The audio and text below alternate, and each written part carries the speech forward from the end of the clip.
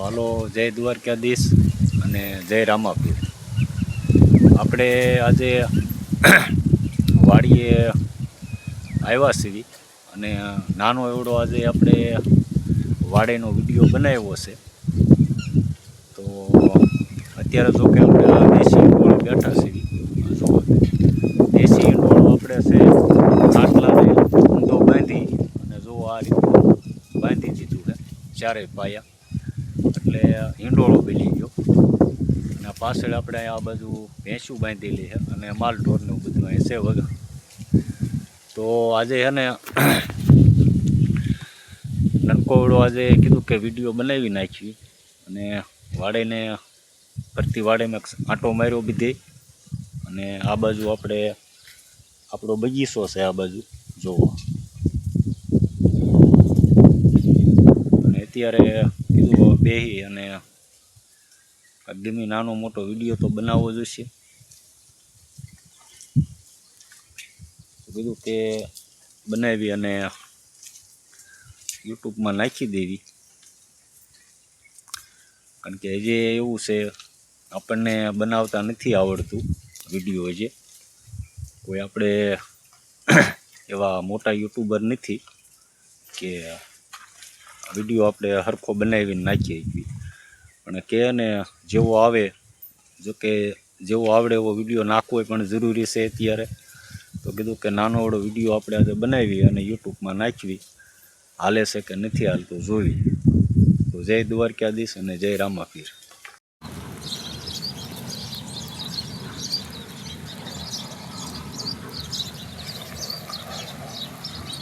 તો હાલો, આપણે ધીમો ધીમો વરસાદ ચાલુ થઈ ગયો છે અને મગફળીને અત્યારે જોતા પૂરતું પાણી પણ મળે છે ધીમી ગતિએ વરસાદે.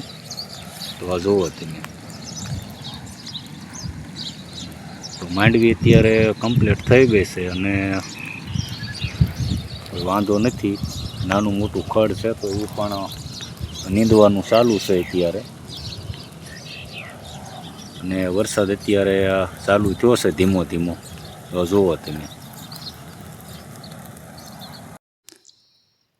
અને આપણે શું કે મરચી પણ હવે કમ્પ્લીટ થઈ ગઈ છે.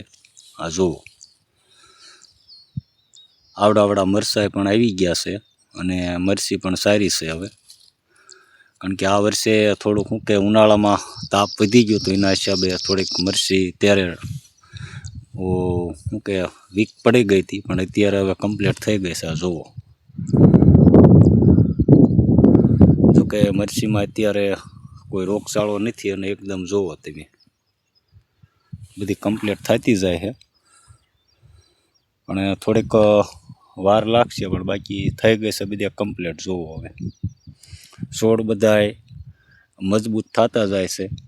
અને હજી આમાં આપણે કોઈ એવો પ્રયોગ નથી કરેલો. દેશી ખાતર આમાં આપણે ભરેલું છે 5 લારી. અને મરચાં આવી ગયા થોડા થોડા. તો મરચી પણ જે સારી ક્વોલિટી છે, તો મરચીમાં હજી કોઈ વાંધો નથી. તો આ રીતનું બધું આપણું વાવેતર અત્યારે કરેલું છે. અને થોડો થોડો પવન આવે છે એટલે અવાજ પણ એવો આવશે. આ જોવો તમે, મરચી સારી થઈ ગઈ અને 5 વીઘાનું આપણે વાવેતર મરચીનું કરેલું છે. મરચી પણ સારી છે. આ બાજુ એટલી મરચી વાવેલી છે અને આ બાજુ તુવેરનું વાવેતર કરેલું. તુવેર પણ હું તમને વિડીયોમાં બતાવું. અને ફાઇનલ આપણે જો કે આ તુવેરનું આપણું વાવેતર કરેલું છે. તુવેર જોવો તમે, આવડે અત્યારે તુવેર થઈ ગયેલી છે. તો તુવેરે પણ અત્યારે બહુ સારી છે અને કોઈ વાંધો નથી. અને એની અંદર આપણે ગુવારે પણ અત્યારે કમ્પ્લીટ થઈ ગયો છે. જોકે આ વર્ષે ગુવારમાં આ વધારે છે પ્રોબ્લેમ, કારણ કે આ રીતનો વધારે રોગચાળો આમાં આવી ગયેલો છે. આપણે આવા પાહો વાવેલો તોય પણ આવું અત્યારે આવી ગયેલું છે. અને આ એવી વસ્તુ છે કે એગ્રોમાં જઈને આપણે કહો તો એમની દવા આપે, એમાં કોઈ ના નથી.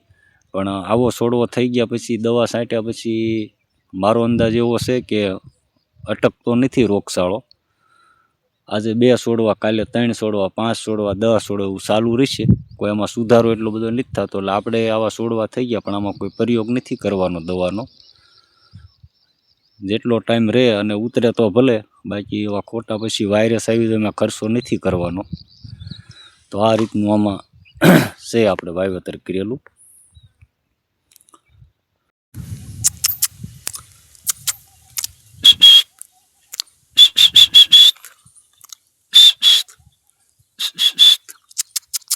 લે આજા.